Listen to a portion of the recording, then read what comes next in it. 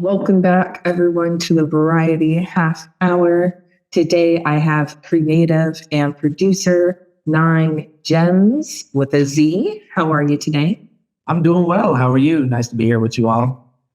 Yes, I'm doing fantastic, other than all the things that are going wrong. You know, I can most recent. Yeah, most recently we have this Zoom workspace. So that's already a pain in the butt. Technology keeps wanting to lap us, but we got to catch up. Every week I tell people that the AI craze is temporary and stupid. It definitely is. Although it can be scary at times when you start to figure out what this stuff can do, but yeah, it's mostly overrated, I guess, but I feel like it's something we shouldn't really be doing in the first place. It's definitely scary. It's like, whoa. Yeah. You shouldn't have all this power. The most terrifying part is like all of the artificial profiles, like how they actually have like, you know how they have like the cannabis cup for like types of like the best strains or whatever, the most like narrowed down, you can get the genealogy for a weed strain. They have like competitions for AI to how best to fake a profile. Like they can make the people like look extremely realistic. You can't tell the difference. Super weird. Yeah, people have AI girlfriends. Yikes. Out here. I don't know. I feel like the real ones are dangerous enough. Yeah, okay. Maybe we'll get into that, but we're going to go ahead and go into, actually, before I go into some of these topics, how are you? How are things going? I am just battling the storms of life. Sounds more mystical than it actually is, but, just got a new job recently, so that's good. Best job I've ever had. Everybody there is fantastic, so word up to them. Yeah, a little bit more. Yeah, we're getting there. Aside from that, I just made a garden in my front yard. I've got a bunch of super spicy peppers growing and some big old tomatoes. So try to go some organic route there. Chocolate habanero, Brazilian yellow star peppers, like just cool stuff. This is really cool. Yeah. They're like ghost peppers, but not ghost peppers, but yeah. So that, I'm working on a new song. I'm thinking about, I always have this thing, like I'm falling in love with a new song I made. And I'm like, oh, let's turn this into like a mixtape or an album or something. Like, I don't know why it always explodes, but, I got like a bunch of other songs that I'm in the process of finishing, and they're kind of nearing the same like timeline as far as completion. So that's exciting. I feel like I might just postpone a little bit just to tune it up for the fans and, turn it into a full-blown project. So we'll see about that. But yep, other than that, I mean, just living life, going through it, man. Go through it with everybody else. Honestly, that sounds great. It sounds like, look, you're living. You're doing it. I'm doing what I can. Dude, honestly, coincidentally, I'm growing jalapenos. Ooh. In my porch. I don't have a yard. Okay. That's okay. You just get a bigger pot. Same thing. Yeah. It's already upgraded once, so I'm very proud of myself. That's cool. Sweet. Or spicy, whatever. Oh my God. You're so silly. Okay. But yeah, speaking of rap, speaking of projects, I reached out to you because I was thinking of more artists that I wanted to have on the Variety Half Hour. So typically, I've been talking to comedians, a few podcasters here and there, but I remembered that you are musical. Yeah. So I think I just saw you post on Instagram, and I was like, hey, let's see if you'd like to come on. So I'm glad that you were able to join me today. Oh, yeah. Thanks for inviting me. Of course. So let's give you a bit of an idea of what's going on. I have a list of topics 1 through 30. I'm going to ask you to choose a number, and that's going to be the random topic that we discuss. And we're going to have 2 of those. Nice. Okay. Are you Mystery ready? topics. Right? Yeah. You don't know what's on here. I'm a little spooked out. Let's see. Okay, so pick a number. Yes. 1 through 30. 7. 7. Did you just make the dice I roll? roll Oh my gosh. Okay, so this is fun. So I think this came from Twitter, as half of my ideas do. But the question is, or the topic, it's not necessarily a question. You do not need to answer it, but it's a topic. And the topic is, what's your toxic feminine or masculine traits? Oh, dealing with a couple of those lately. Mostly, can I give like a simple and short-ish background story of like 2 to 3 seconds? So let's just say this. So this is an interesting topic because this is like when I said battling storms of life. Like this is kind of like I'm on a journey of like self-development. Like that, my earlier life has been pretty screwed up. So I have issues with my dad. I have issues with my mom, and so I grew up with a lot of different things and also positive influence as well. But, they were just so out of reach from where I was at. So, but yeah, so as a young adolescent in, early childhood, I had more of the toxic feminine traits when it came to the toxic personality traits that I had. My masculine side was always pretty balanced, but as I got into, adolescence and like came out into adulthood, started living my own life, I'm like shedding off those like toxic feminine traits. Like I'm the maladaptions from dealing with a narcissistic mother kind of situation. So as I'm like shedding off these things, now my masculine side kind of becomes like embolstered, I guess. That's a weird random word to use there, but like it's like more accentuated there. So like now I'm starting to like catch these toxic masculinity traits like kind of coming into the forefront. And there's been a whole like social war atmosphere about whether toxic masculinity is even a thing or not. But I just feel like I notice, there's certain aspects of being a man that whenever you put that, whenever you kind of cross the line with your own boundaries or other people's boundaries, you know what I'm saying? So I would say that no, I do not know what you're saying. I need you to fill in some gaps. Okay, so basically everyone is dealing with themselves. We're all like facing a challenge. Some people deal with, anxiety or like, stage fright or like public embarrassment kind of situations or like some sort of insecurity. Now, the awkward part about dealing with those things is you kind of have to push back in the opposite direction against that. So if you're battling insecurities, you kind of have to address the root of the insecurity while pushing yourself through the insecurity. So it's kind of like, even though you feel like you don't want to do it, you have to push yourself to do it. So like, depending on how anxious you are or how, bad your self-image is, you kind of have to boost your confidence that much more to confront those kinds of things. And that's where you're not used to understanding the balanced line there. And so you kind of may push yourself over the edge to like overcompensate for things within yourself that, may not just be fully developed yet or fully put together or understood yet. So I think on my end of the spectrum, I think maybe like faith is one of those things. And I mean like, as in, having faith in your ability to accomplish things or something, or, and it's just kind of like, I may overshoot. I may think like, oh, I got this, I got this, don't worry. And, I just jump in and don't even really do the math ahead of time.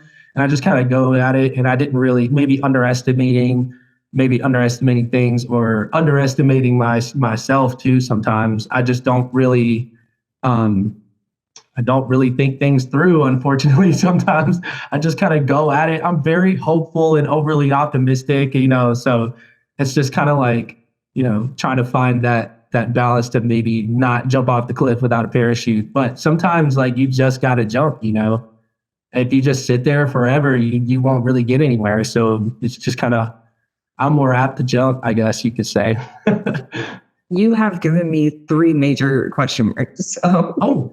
So one, what was the feminine toxic traits you had like growing up? I guess you could say I feel like envy, or jealousy, and not necessarily jealousy, but like more of I feel like as a child or as a teenager, I was more envious.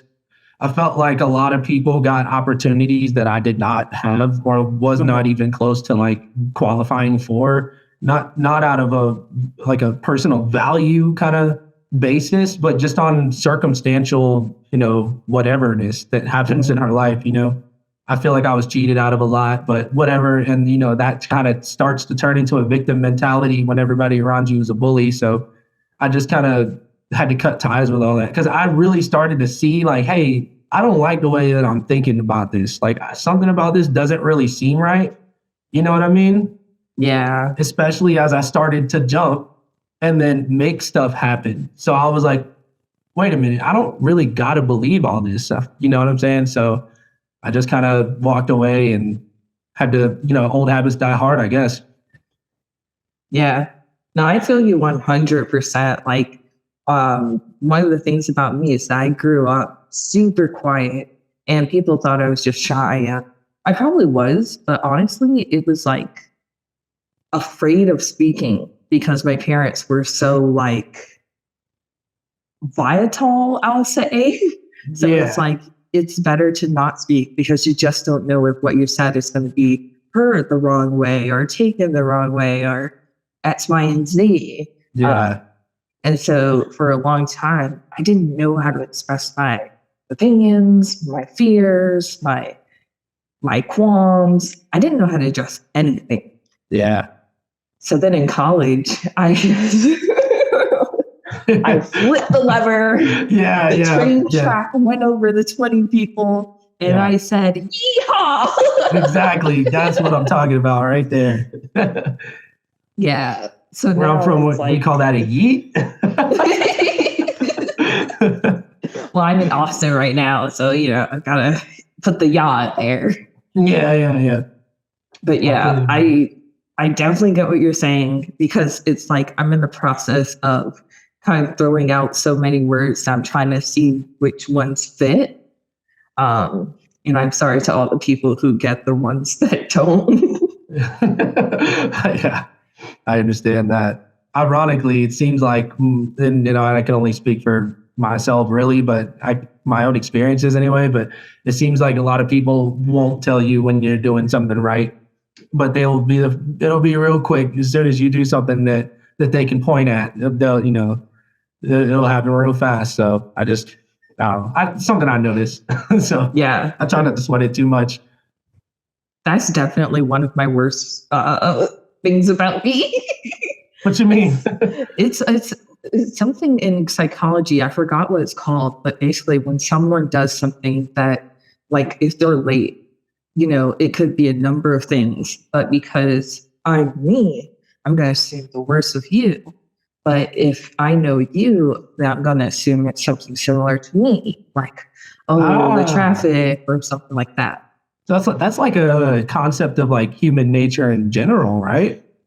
Well, some people don't have it as bad as others. But I definitely noticed that I'm quick to point out a flaw, whereas I simply accept when things are going well, which is kind of like fact. I'm being totally honest with you. I can be quick to point out some flaws too. Like I'm kind of a critical person, but I mean, I guess that to me that comes from I'm seeking to be excellent. I'm searching for excellence in all things, but like that can easily become a toxic masculine trait, where you're pushing yourself to be the best and you look around and you expect everything else to be like that too. But we're moving so fast, man. Sometimes you got to slow down. that is my toxic masculine trait. It's just like kind of trying to bulldoze without a care. It's just like, all right, well, this is going to get done, whether you are like in it or out of it, like. Yeah. And then the other half is that callousness of being like, that's not really my problem, Yeah, I can relate, I try my best to be as compassionate as I can be, because like to be real, like I went through a lot of stuff. So I understand a lot of things that other people may have gone through. I think that it just really takes a little bit of, like I said, like just slowing down a little bit. A lot of us want to try to get things done like now. You want to change your life. You want it to happen by next week. It's hard to sit here and grind and be patient and, wait it through for the next 3-4 years, but sometimes you just slow down a little bit, it's a lot easier to like consider like what other people are going through. And to be really like naturally kind of connects that way when you do just take a minute to pause, just, Yeah. I think being in like a long-term relationship really helped me with that, because it gets to the point where it's like, are you going to point out the 5 things that annoyed you from the bed to the bathroom? Or are you just going to fix it? Like, it's the most petty thing I could do. It's like ignore something on the floor that's bothered me, because it's like, oh, that's going to be picked up. They're going to notice it. They're going to pick it up. It's like, why am I like this? Why am I punishing myself and this person? Like, what are you doing? An old teacher of mine said a quote I'll never forget. He was like, a mess equals multiple decisions deferred. It was like the weirdest, most scientific sounding thing. Like, but I mean, think about it. If you defer on so many decisions in a row, all of a sudden you got a mess. And it was just like perfect math. I was like, wow, that was like my fantastic 4th grade teacher or something. I never forgot that. Yeah. Only 4th grade. That was the year I struggled with fractions. Well, this was like that male teacher that had like the golfer's haircut with like the oversized bouncy ball and would just like bounce it all day. It would never stop. That was, yeah. Anyway. Okay. That's so silly. All right. Well, that wraps up one topic. Can you believe? That was deep. Yeah. They're not all that deep. Oh. Okay. Maybe they are actually. Uh-oh. Okay, pick a new number 1 through 30, but not the 7. Okay. All right. Let's go with 19. 19.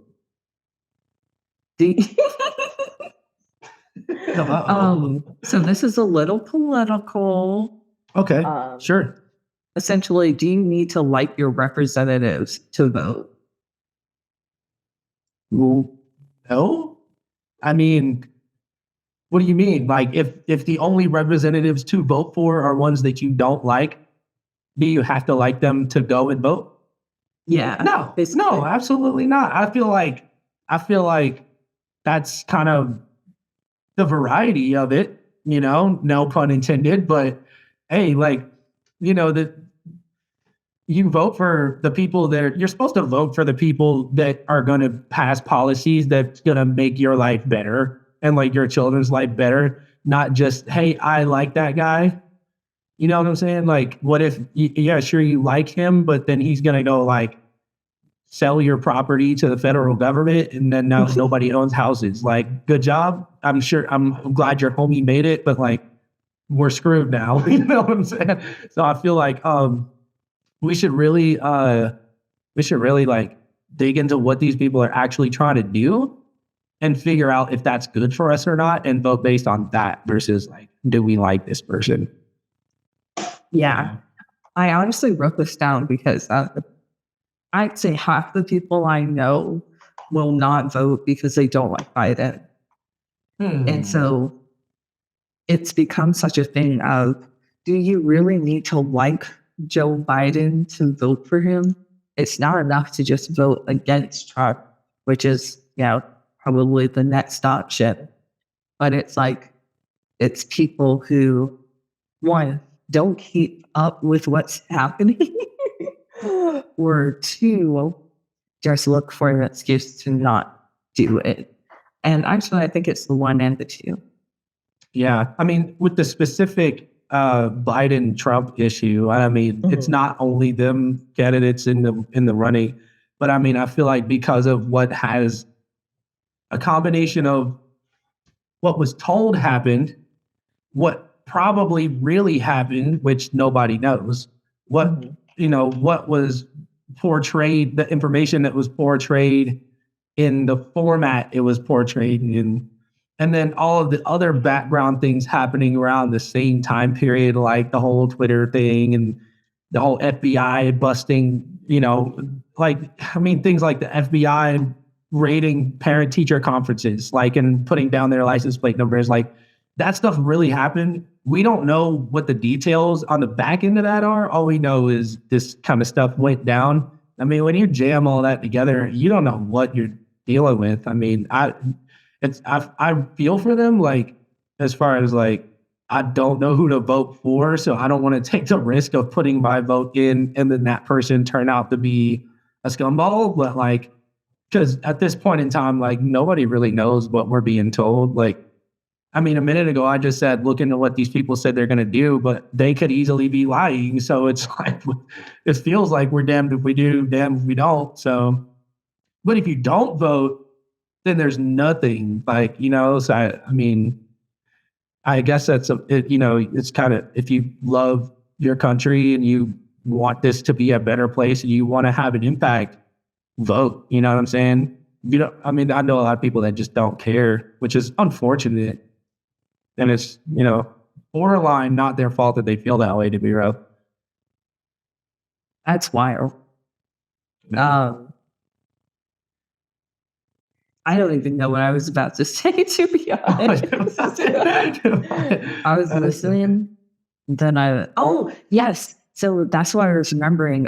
Like, of course, I'm going to vote for Biden. I'm typically going to vote for the Democratic Party just because the Republican Party is such a mess. And I am kind of lazy in that I will just go along with what is the best of two options instead of kind of like investing in finding the grassroots option and finding the person who's the most liberal. It's honestly like, sounds exhausting. So I would take the easy way out by voting. Yeah. I mean, I don't really know any candidates that like represent, like, I'm relatively in the middle, and that's not just to avoid confrontation, but like, I would say that I personally like lean more Republican, but then again, every time like I'm actually like lean Republican, it makes me like, well, maybe I should chill out. And then like, I start to see a lot of extreme, on either end. It's weird. It's like a current, like, just sucks you into the deepest parts of the opposite ends. Either way you lean. If I start to lean more liberal, it's like I see the people that could represent that, part that I want, like, social change and help the people actually make it, and like have a better quality of life and things like that on a societal level. But those people also take a lot of other extreme ideas and a lot of other things way too far. Like just simple, like, and I don't really take a full like leap saying that I'm gonna go push this or that somewhere, but I just know that some people in the Democratic Party have like went to other countries and like tried to get them to do some kind of like social ideology thing, saying that I will give you this amount of $1 million to do this, so to tell your people this. And their government's like, but our people don't even like agree with that. You know what I'm saying? And they're like, we don't care, we'll give you this money. And next thing you know, China comes in and they're like, hey, we'll build you roads and schools and hospitals and power stations and give you all electricity and clean running water. Like, I just feel like, so what are we doing? Like, what? And now we're losing allies over just, crap like that. So I feel like, either way it quickly goes down the drain whenever we don't really have. I feel like we just lack a thing that we stand for in general. So it all becomes this personalized, who can get the most likes. And it's like the presidential candidate, running becomes more like an Instagram competition. And that's like, I don't know how to explain it. So it's kind of confusing Yeah. to me. I'm just kind of chilling in the middle, you know.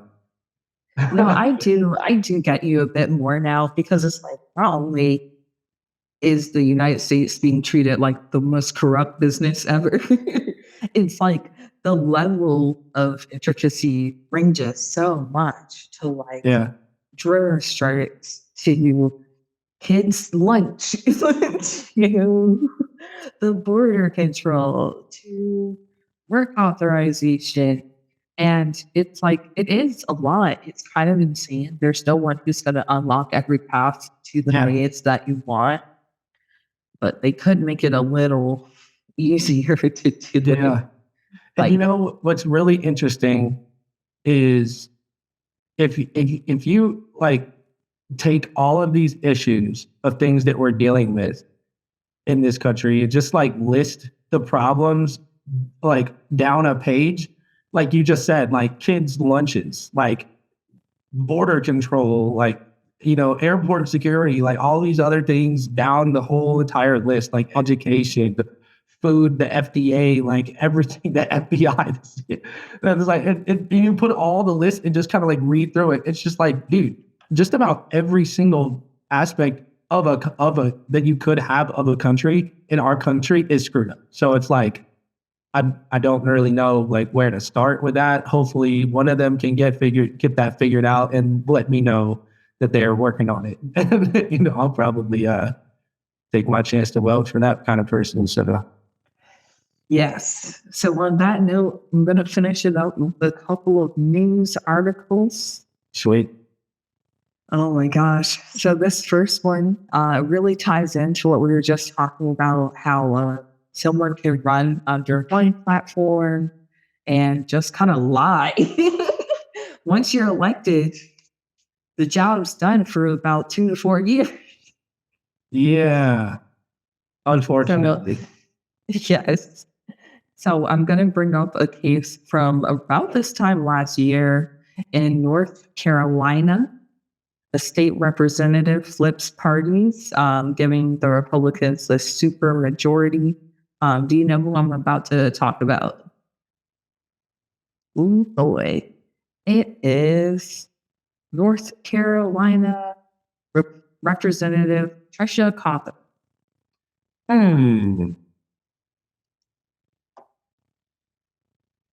Yeah. So basically Okay. she announced that she's switching parties. And basically she said that people weren't being nice to her. Well, I mean, she kind of deceived them, right? I mean, this is just one of those situations where she was with the Democratic Party, they voted her in, and then now she's just switching sides type deal. But I didn't know this was happening. Yes. So essentially, she literally got elected. So her next election is coming up in November. How long has she been in there? So for 2 years. So She was a Democrat for 2 years, and then now she flips.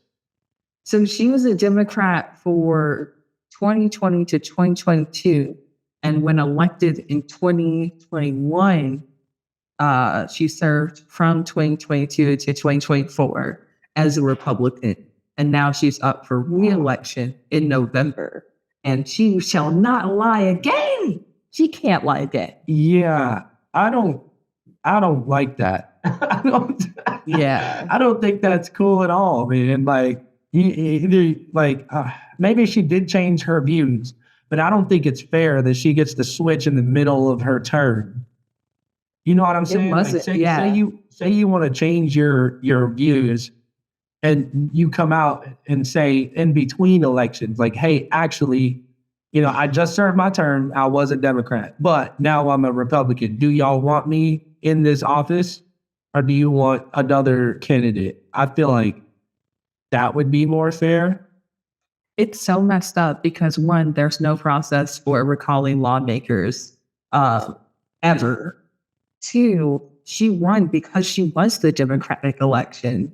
Like she won against a Republican. So like It's pretty messed up. That kind of sounds like, I mean, I hate to say it, but it almost sounds like um the whole time like she was planning to do that, just like waiting for the right moment to, it was almost like she was already batting for the other team. Like, how do you just look at her face? I'm sorry, but like, not trying to be funny, but you know, like, It's giving look at her. Republican. She looks like she's not even happy with herself. So look at the person behind her, like to the right. You see that woman back there? Yeah. The way she's looking at her. I look at things like that.